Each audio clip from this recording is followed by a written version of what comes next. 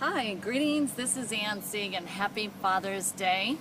And what my conversation is going to be about is a theory, a question that people have, which is that women marry men like their father.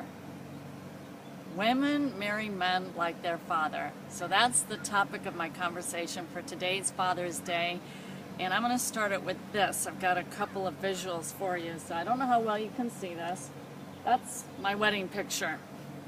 And my husband and I, at the time of this recording, we will have been married 30 years next month, July 23rd, this following month. So this is July 23rd in 1983. So we're coming up on our 30-year anniversary.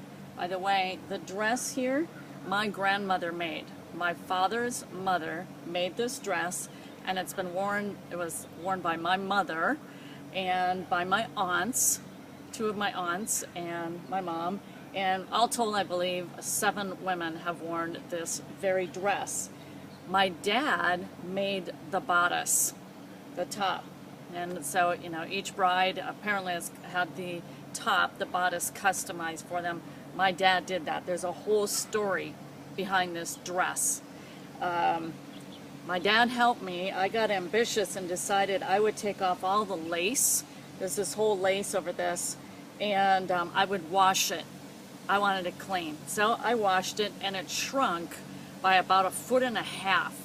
And so we had to get it wet again, all this lace that goes over this entire dress bottom.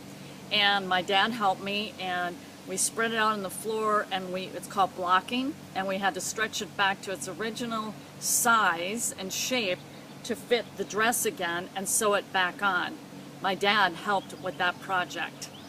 All right, so do women marry men like their father? Well, I'll answer it for myself, and you can take from it what you like. When my dad, in the wedding ceremony, gave me away, it was a big deal, and he had memorized this little speech in front of the congregation when he gave me away. So I'm going to read it aloud to you. He gave this, he had it put into calligraphy and gave this to me, I think, the following Christmas.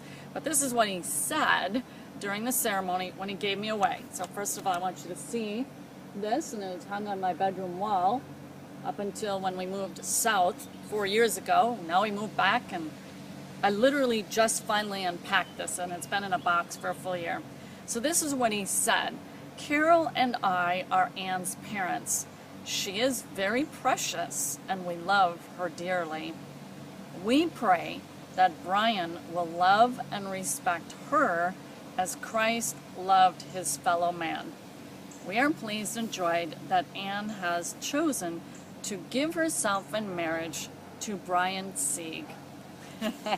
The man behind the camera is going, which is my husband.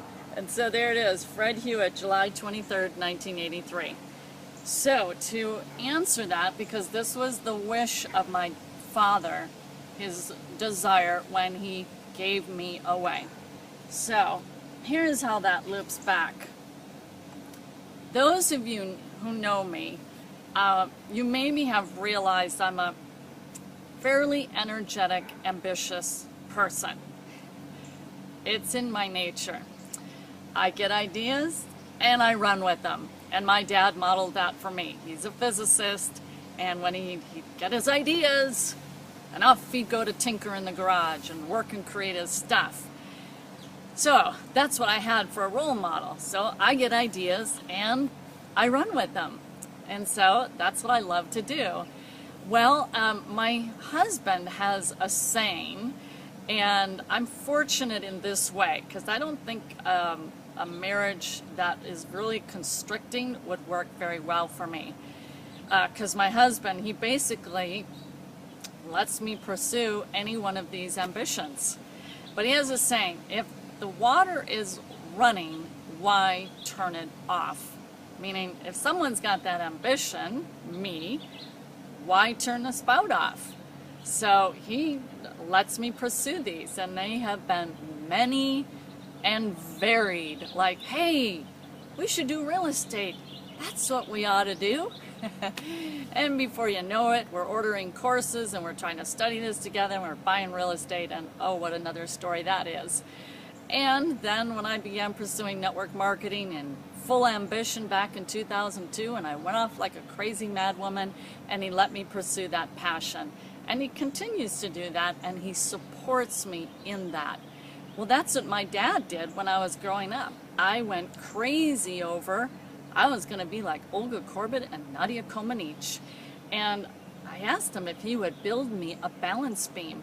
And he did. A replica, a full 16-foot balance beam. As it turns out, they're really 16 feet 4 inches. His was 16 feet, but it had the rounded, the beveled edges and everything.